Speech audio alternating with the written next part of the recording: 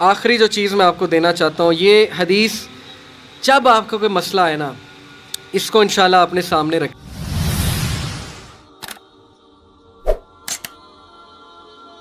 ایک کوٹ آپ کو سناتا ہوں، بڑا مجھے پسند ہے یہ کوٹ۔ اشفاق احمد رحمہ اللہ ماشاءاللہ بہت بڑے ادیب گزرے ہیں، وہ کہتے ہیں کہ کبھی بھی کسی انسان کی طرف سے اپنی ناقدری پر نہ کڑنا، کبھی بھی کسی انسان کی طرف سے اپنی ناقدری پر نہ کڑنا، کیونکہ قدر و قیمت کا تعین ہمیشہ وقت کرتا ہے اور درجات اوپر متعین ہوتے ہیں۔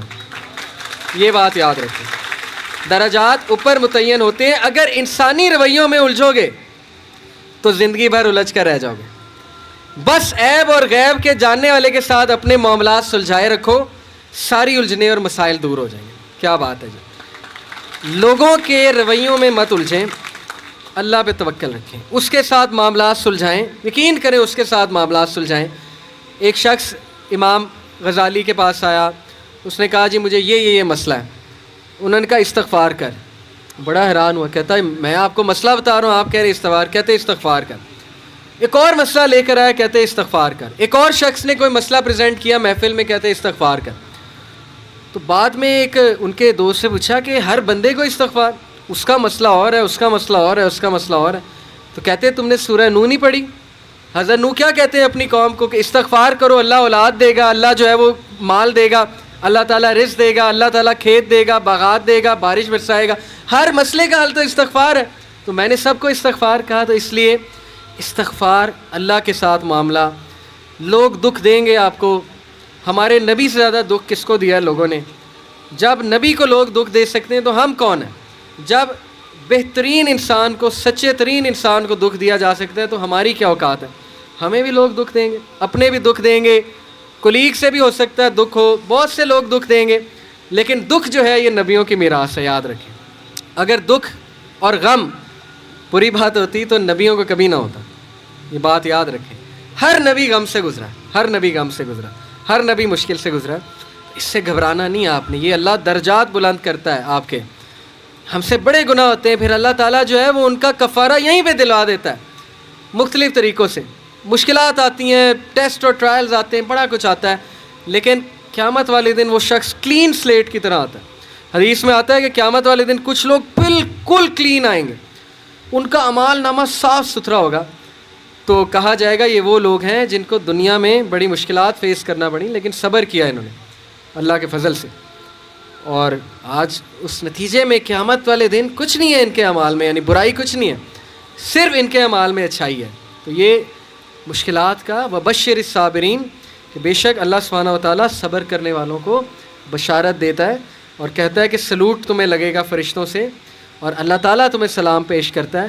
اور قرآن میں صبر کا جو لفظ ہے یہ 100 بار تقریباً آیا، صبر کا لفظ جو ہے قرآن میں 100 بار آیا۔ اور جنتیوں کی سب سے بڑی خوبی صبر ہے کہ یہ صبر کرتے تھے، غم پہ صبر، برے رویوں پہ صبر۔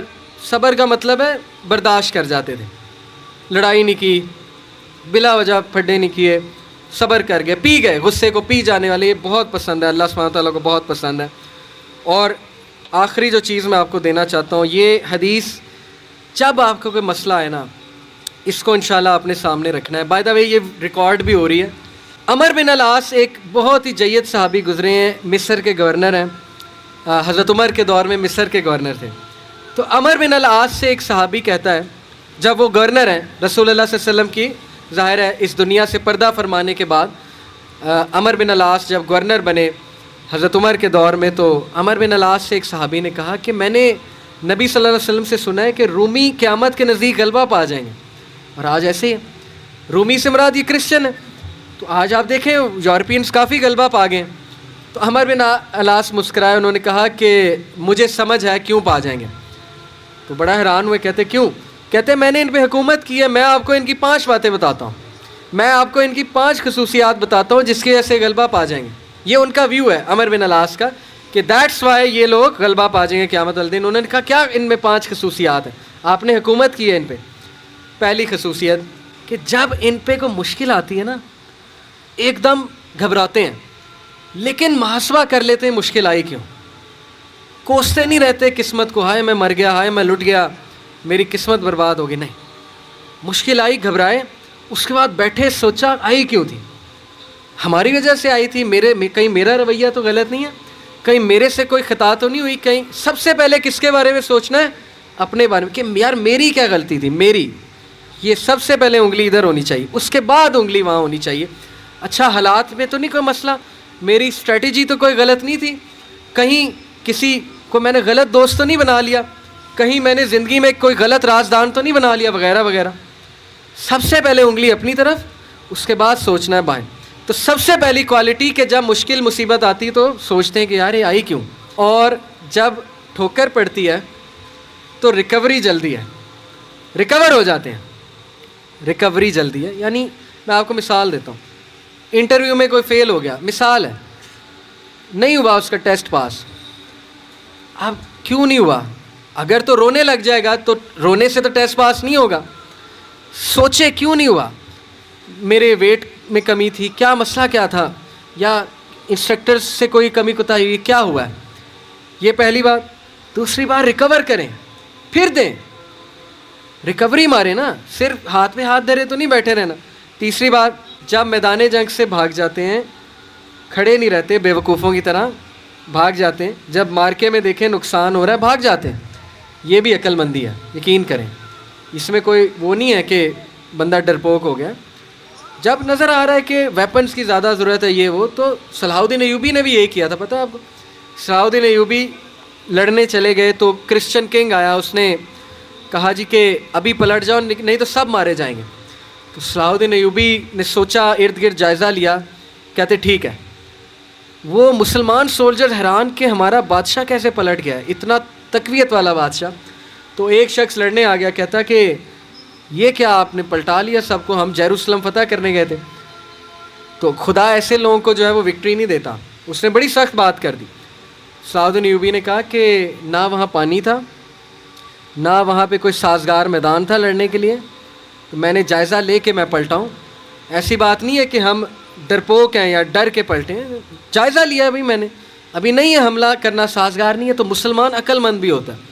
تو یہی بات عمر بن العاص نے کی کہ یہ بھاگ جاتے ہیں لیکن دوبارہ اٹیک کرتے ہیں, یہ نہیں کہ بس بھاگ گئے, لڑنے دوبارہ آئیں گے, ہمت نہیں ہاریں گے. یہ انہوں نے اس کی اس ٹائم کے جو رومی تھے ان کی ایک خصوصیت بیان کی.